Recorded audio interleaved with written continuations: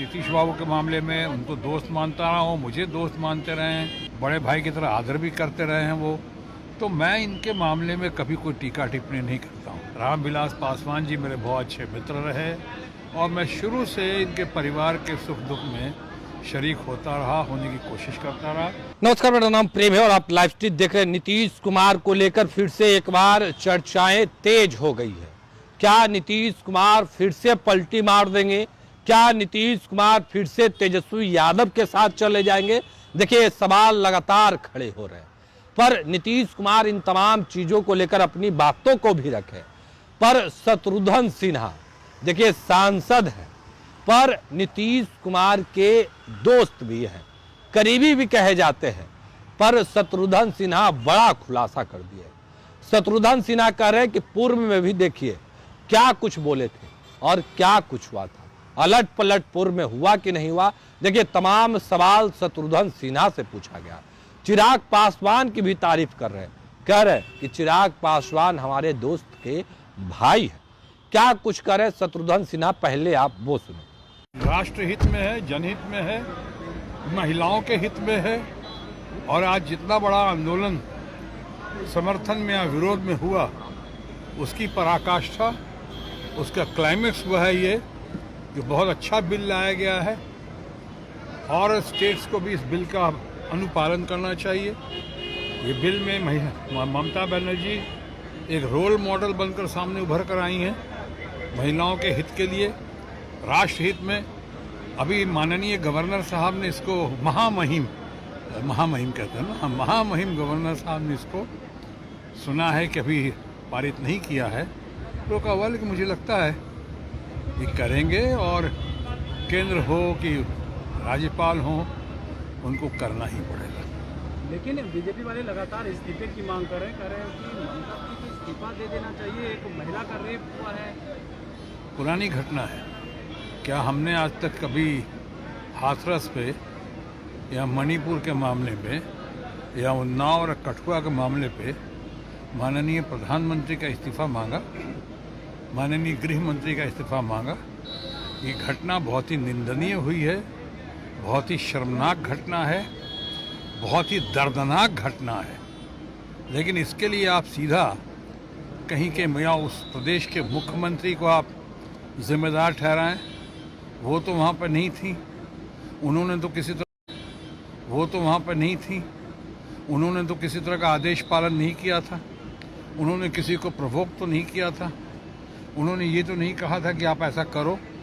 तो ये जब हुआ है, ये रिएक्शन जो आ रहा है लोगों का, या जो एक्शन लिया है हमारी ममता जी ने, वो मैं समझता हूँ बहुत सराहनीय है बिल के माध्यम से। और ये जो है, जो लोग कह रहे हैं, हमारे बीजेपी के दोस्त मित्रगण कहते हैं कि इस्तीफा देना चाहिए, तो एक एक घटना पे, हालांकि बहुत ही निंदनीय, बहुत ही ज़बरदस्त घटना है ये, बहुत ही दुर्भाग्यपूर्ण है, बहुत ही शर्मनाक घटना है। तो क्या हर जगह अगर कल कोई होगा गारंटी दें, वो भारतीय जनता पार्टी के हमारे मित्र जितने हैं गारंटी दें कि कल के बाद अगर ऐसी घटना कहीं भी घटी तो वहाँ के मुख्यमंत्री का इस्तीफा मांगेंगे वो? या अगर बात बढ़ गई जैसे मणिपुर के मामले में, वहाँ मुख्यमंत्री ने तो नहीं दिया, तो क्या प्रधानमंत्री या भारत के माननीय गृह मंत्री इस्तीफा देंगे? ये बहुत बड़ा सवाल है, मैं आपके ज़रिए पूछ रहा हूँ अपने दोस्तों से। सीएम नीतीश कुमार को लेकर के चर्चाएं हो रही है, तेजस्वी यादव से मुलाकात के उसके बाद वो महागठबंधन में आएंगे, लेकिन वो कसम खा रहे हैं कि अब दोबारा हम इंडिया गठबंधन में नहीं जाएंगे। खैर, ये उनका और उनके बिहार की राजनीति का मामला है। हमारे तेजस्वी यादव जैसे पारिवारिक मित्र के बच्चे हैं, बेटे हैं, और ये लोग अच्छा करने की कोशिश कर रहे हैं।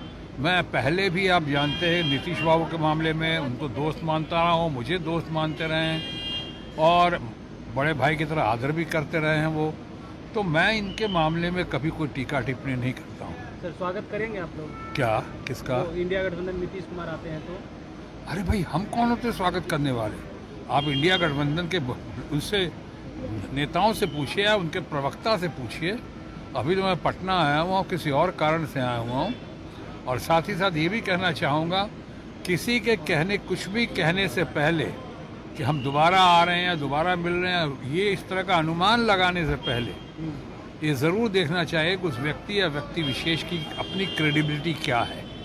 क्या पहले भी ऐसा कहा था या कहीं पहले ऐसा नहीं कहा था, अब कहा? क्या अलट पलट जो होता है, उलट पुलट, वो हुआ है, नहीं हुआ, कितनी बार हुआ है, उसी के हिसाब पे, उसी के आधार पे इसका आंकलन होना चाहिए। मैं तो बिहार पुत्र हूँ, धरती पुत्र हूँ, बिहारी बाबू हूँ, मेरा घर है यहाँ पे, परिवार के बहुत सारे लोग हैं, तो मैं करीब हर महीने पटना आता रहता हूँ, बिहार आता रहता हूँ। इसलिए मैं कोशिश यही करता हूँ कि अब मैं खासकर बिहार के मामले में ज़्यादा बात करके कुछ लोगों को कंट्रोवर्सी में या कुछ लोगों को तकलीफ ना पहुँचाऊँ। Thank you. सर कैसी हैं? कॉलेज टाइम बहुत पिक्चरें देखी हैं। अरे तेजस्वी यादव बिहार के यात्रा पर निकलने वाले हैं और कह रहे थे कि अब 25 में तो हम लोगों की सरकार बनेगी।